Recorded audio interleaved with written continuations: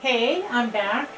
Um, now with my warping the loom, which don't necessarily follow what I do. I'm just giving you an idea of what I do and just the process of part of the process of making my bags. Um, I have my piece that I put on the warping board, one of my pieces, and I'm keeping that cross tie in there and pulling out one end of one piece. Um, and maybe I'm making this overly complicated, but I figure, I don't know, it feels comfortable for me. So, you know, no judgment, okay? Everybody's got their ways. And everybody thinks theirs is perfect, but mine isn't. So here's a funny that was kind of irritating, but I will try to look at it as a blessing. Um, so when I showed you on my warping board that I was going to be doing 8 feet, I don't know what I was thinking. Maybe because I'm just so inept at doing videos, and I was a little overconfident. My warp threads ended up being 15 feet long, or 16 feet, not 8. So this is the longest I've ever done, and I'm just trying to be zen about it and not get overly stressed. So I have my piece that I got the two ends, matched them up. I'm going to run them together so that I get an even measurement until I get the end loop. And then I'm going to do that, hitch that over my bar, and pull those through, and hopefully I'm not getting tangled, and it feels like I am. I'm very fearful that this weave is going to cause me all kinds of problems, but I'm having faith in the universe that maybe things will go well. I'm just going to breathe and do it anyways, because this is the thinnest I've done, and there's so many inconsistencies because it was that strip that had lots of the chuff still in it, and now that's caught on my headphones. So I'm afraid some of the fuzziness is going to cause me problems. But on a good note, when I was pulling my loom off the wall, and we've got a knot here, please tell me you're not. I realized that I forgot I had a 15 threads per inch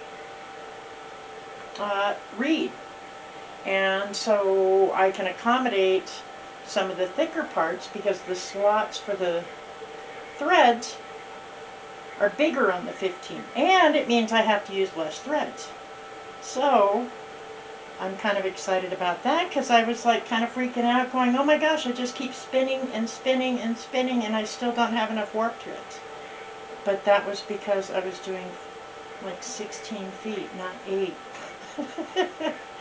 And on another good side note, if the weaving goes well, I'll get 6 caps out of this warping with the weaving.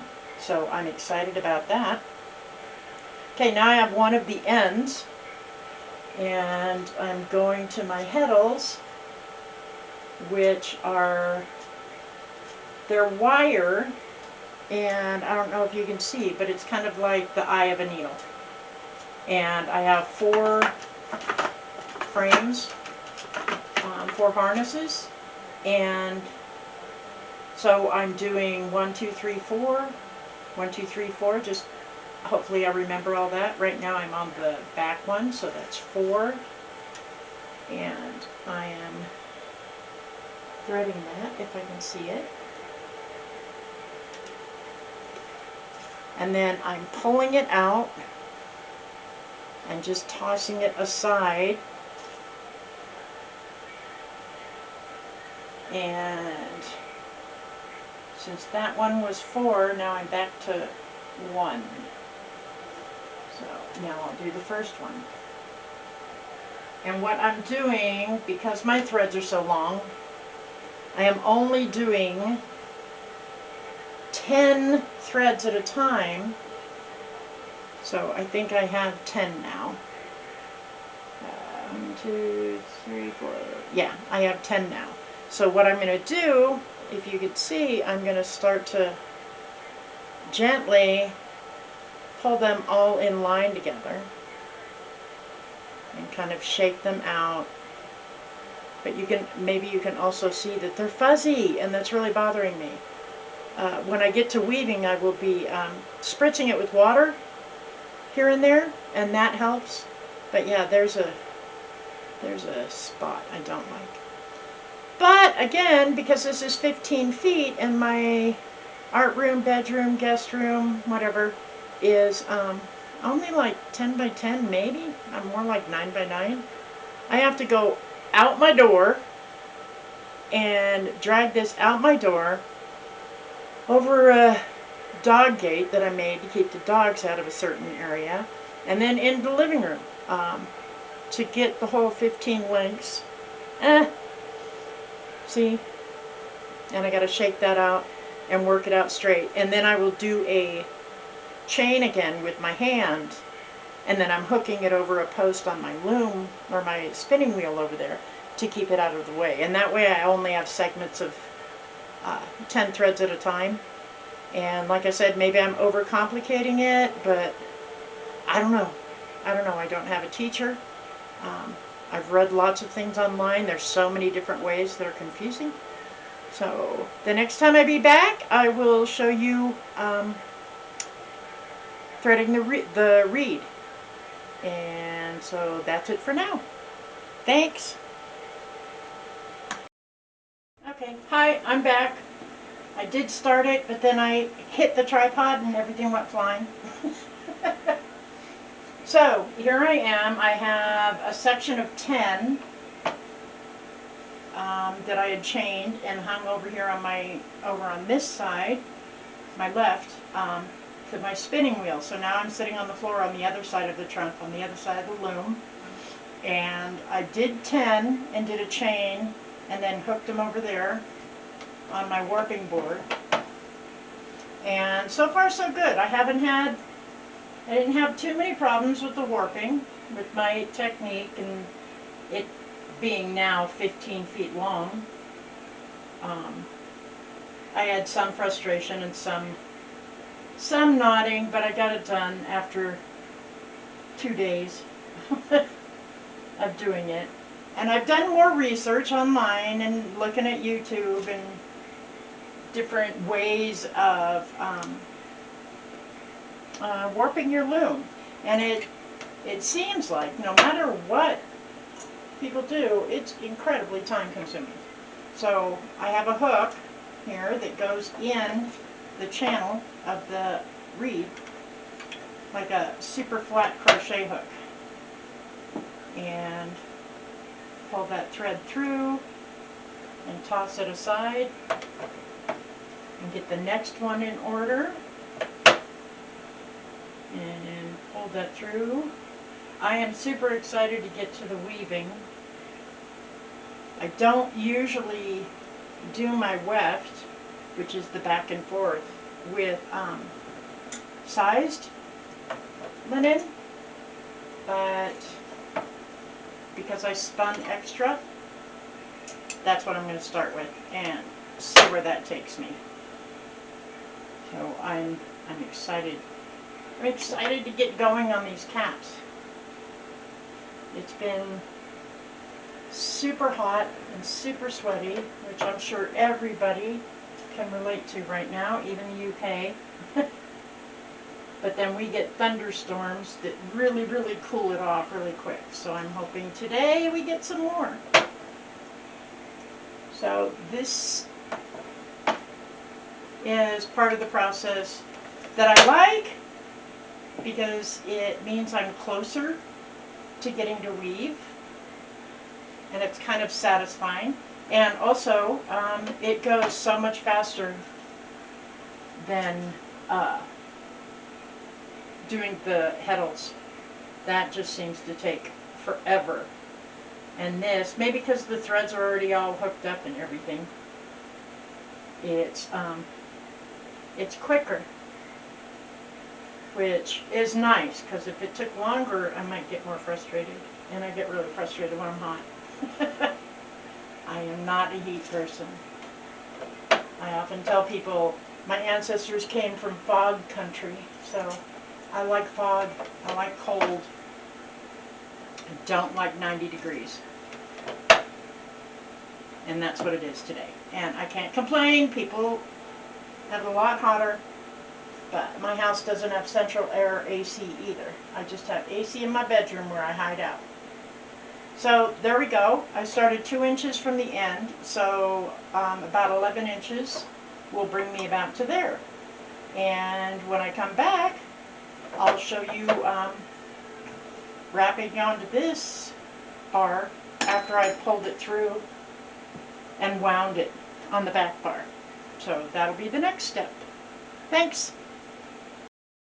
Okay, back. I did a little bit of warping just so I could kind of figure out the best way to show you and how I do it, and also trying to think of camera angle kind of thing. So I had read this online when you're doing it by yourself, because if you have somebody with you, they can be holding the tension while you wind it on. But it's just me, so I had read that if you just tug on several of the threads, it doesn't super tighten it, but it tightens it enough right in here from at the different stages of winding it, because you don't wind it too much. Also, I did end up with a broken thread. Excuse me. So that I just like pulled it through, tied a little knot, which I think should be okay because my reed is a little bit bigger than 20. If it was 20, I would be so frustrated right now. I would be crying. And we have a storm coming in, so if you end up hearing any thunder and lightning, or you won't hear lightning, duh. Okay, so then I just kind of make sure that I feel and look that the tension's just kind of right, or even, I should say. And then I gotta pop this up or it won't wind. And then I just do a few turns and then do the same thing. I am hoping the time I get done with these 15 feet, I don't have too many breakages. I thought about wetting it, but I do that when I'm weaving, not at this point. So I guess if there's a weak one, then that was a good thing to catch now. I'm really taking a chance on this super sporadically spun strick because I didn't do a great job on it. So I'm seeing if doing a great job really makes that much of a difference. It probably does, but I'm being hopeful. So when I come back, it will be at the end of this, and then I'll show how I tie it onto here and set it up to begin to weave. So there we have that part done. Well, for now. All right, time for the final installment.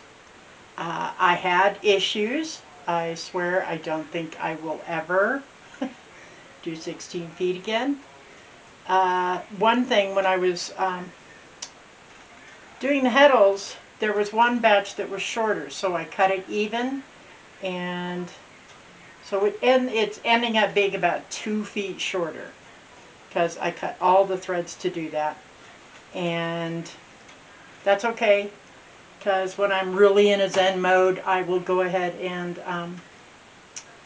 separate all of those, knot them, put them in little skeins, and set them aside for dyeing. So that will be the plan. I don't like to waste any of my spun linen.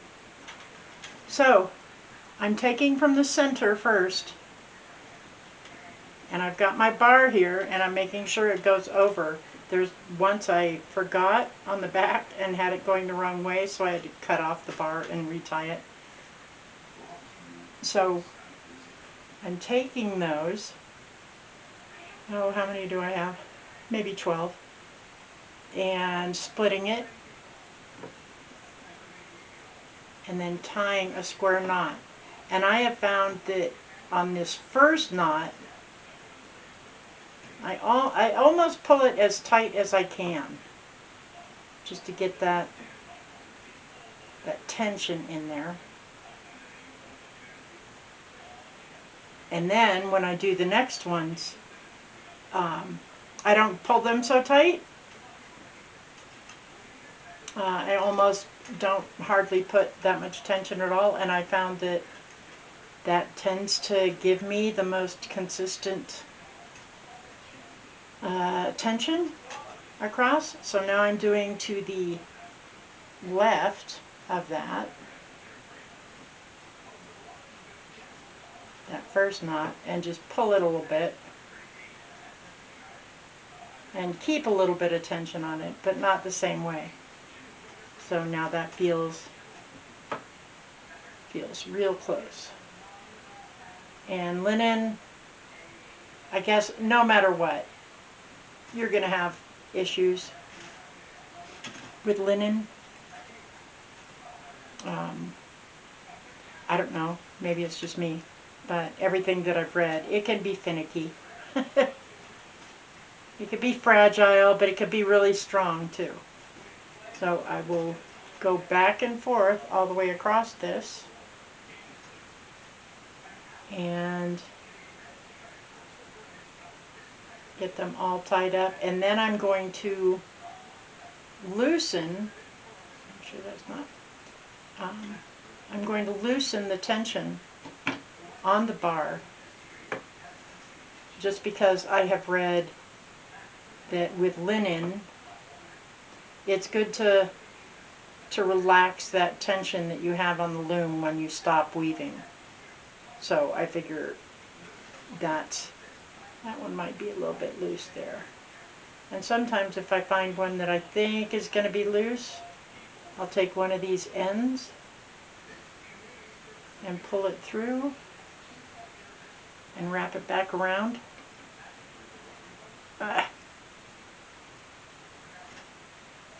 And tie it.